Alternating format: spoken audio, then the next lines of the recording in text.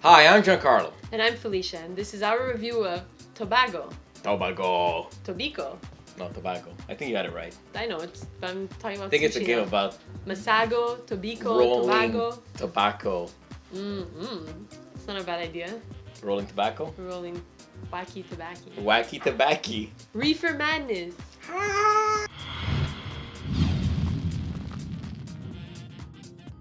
In Tobago, players are following treasure maps to locate some valuable riches. In the box you'll find 3 double-sided boards which connect to each other to form the island. You can make 32 different islands using these boards. Map cards which create the treasure maps as players play them. Treasure cards which are victory points. Cubes which are used to keep track of the treasure locations. Amulets which you can pick up and use to give you a special action. Wooden huts and jeeps of different colors. Palm trees and stone statues. And finally, colored player tokens. When the treasure deck runs out, the game ends and the player with the most treasures wins. Here's how to set up the game. Place any 3 sides of the 3 boards together and connect them with the provided connectors. Players now take turns placing the huts, the trees, and the stone statues. Shuffle all the treasure cards, making sure that the 2 curse cards are shuffled into the bottom 27 cards. Each player receives a colored jeep and tokens of that color. Make 4 piles of treasure markers and randomly place a map card under each one. Now each player will place one of their tokens on one of those maps. The rest of the map cards are shuffled and each player draws 4 cards. You're now ready to start playing. Let me explain the actions you can do on your turn.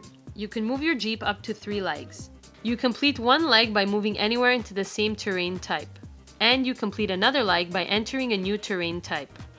Once you move, your turn ends. The other action you can do instead of moving is playing a map card. Let me explain the map cards. These cards give you clues of where the treasure is. Some might tell you things like, it's in a plain, or it's not next to a stone statue, or it's 2 spaces away from a hut, and so on. As you add clues to the treasure map, you eliminate possibilities. The cubes are used to keep track of all possible locations, so if a clue says that the treasure is in the largest mountain range, then place a cube in each of those hexes. If another card is added there which says it's also next to a palm tree, then you remove all the cubes not next to a palm tree. This should give you a good idea of where the treasure of that color is located. When you play a clue card on one of the maps, you also place your color token on it. When you play a card, draw another one and your turn ends. So basically you can move your jeep or play one of your clue cards. Now let me explain how you dig up treasures and share the loot. When you end your turn on the hex with the last cube on it of that color, then you found the treasure and now it must be divided among the explorers. The player who found the treasure adds 1 of his token under that map.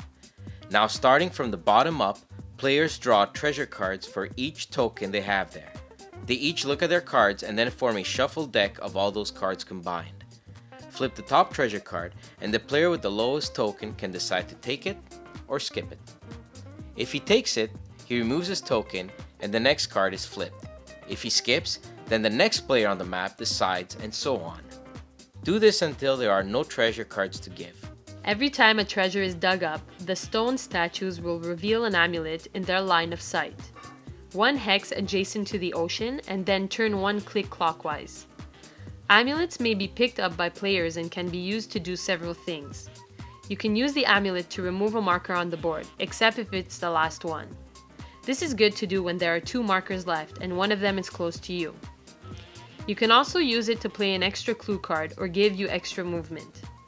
And finally, you can use it to protect yourself from the curse cards. Players go on like this, taking turns until all treasure cards have been drawn. The player with the most coins wins the game. The game is full of strategy, luck, and new mechanics. The production quality is awesome and the island is just beautiful. When you walk into a store and see others playing this on the table, it makes you want to jump in and play with them. It's visually appealing, simple yet strategic, and fun for the whole family. The artwork is nice and the rulebook is awesome. You even get a summary sheet which helps you set up in less than 5 minutes and explain all the map clues at a glance. The island is different almost every game, and our reviewers had a hard time finding any flaws in this game. It's a great game, we like it, and we're giving it an 8.5 out of 10. Actually, 8.9 out of 10. Almost a 9.